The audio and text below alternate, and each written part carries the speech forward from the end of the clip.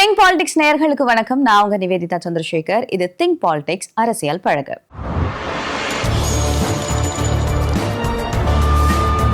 ஆடாத ஆட்டமெல்லாம் போட்டவங்க மண்ணுக்குள்ள போன கதை தெரியுமா?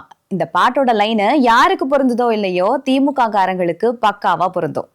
அப்படி என்னதான் நடந்துச்சு? ஓவர் பில்டப்பா இருக்கேன்னு பாக்குறீங்களா? அண்ணா அறிவாலயமே இப்போ கிடுகிடுன்னு ஆடுதுங்க.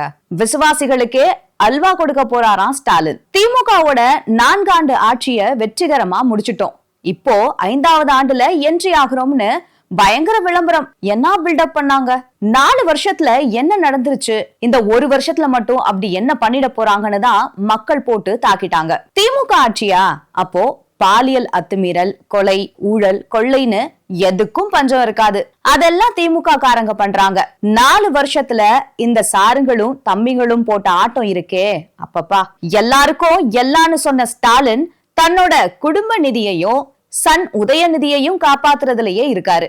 இதுல ஈடி வலையில சிக்கிட்டு என்ன பண்றதுன்னு தெரியாம முழிக்கிறாரு ஸ்டாலின். திடீர்னு 1000 கோடி 2000 கோடி ஊழல்னு செய்தியில பார்த்தா சாஷாத் திமுக காரங்களே அதுக்கு முக்கிய காரணமா இருக்காங்க.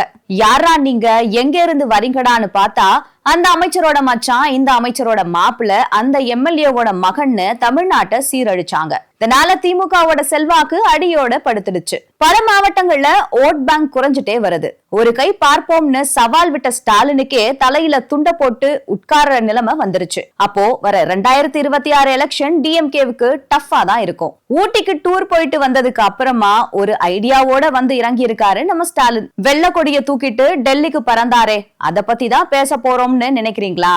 அதுவும் முக்கியமா பார்க்க வேண்டிய விஷயம் தான்.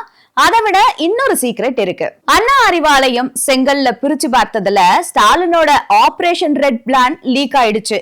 அண்ணா அறிவாலயத்தோட அல்வா சூடா ரெடி ஆயிட்டு இருக்கு. ஆமாங்க, 1 டசன் அமைச்சர்கள் 40 சிட்டிங் எம்எல்ஏக்களோட ஆட்டத்தை அடக்க முடியாம திமுக மேலிடமே மிரண்டு இருக்கு. சீனியர் திமுக கார விசுவாசி அப்படின்னு பாரபட்சமே இல்லாம ஸ்டாலினோட ஆபரேஷன் ரெட்ல சிக்கி இருக்காங்க பெருந்தலைகள். அந்த மேலிடத்திலேயே ஒரு சில பேர் காலியாக போறாங்க. அண்ணா அறிவாலயத்துல நடக்கிற சீனே வேறையா இருக்கே. ஏற்கனவே ஒரு சில அமைச்சர்களோட பதவியை புடுங்கியாச்சு. சீனியர்னு கூட பார்க்காம இலாக்காவே மாத்தியாச்சு. டாஸ்க் 200ன்னு நம்பிட்டு இருந்த ஸ்டாலினோட ஆர்டர் படி ஹிட் லிஸ்ட் ரிப்போர்ட் ரெடியா இருக்கு. அந்த ஹிட் லிஸ்ட்ல எல்லாரையும் தூங்குகடான்னு ஸ்டாலினே கிரீன் டிக் போட்டிருக்காரு. இப்படி திமுக பக்கம் வெயிட்டேஜ் இறங்கிக்கிட்டே வருது. அதை சரி கட்ட ஒரே வழிதான் ஸ்டாலினோட இந்த சீக்ரெட் ரிப்போர்ட்.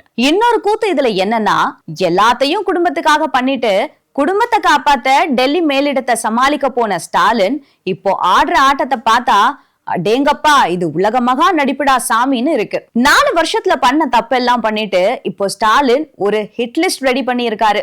அப்படி பார்த்தா அதுல பேரே மகன் உதயநிதி பேரா தான் இருக்கணும். மக்களை ஏமாத்த அமைச்சர் எம்எல்ஏன்னு 50 பேருக்கு ஸ்கெட்ச் போட்டு அதுல நான் சக்கரவர்த்தியடான்னு ஸ்டாலின் குடும்பத்தோட அராஜகம் திரும்ப ஆரம்பமாக போகுதுன்னு சொல்ல கடமைப்பட்டிருக்கேன். இது திங்க் பாலிடிக்ஸ் அரசியல் பழகு.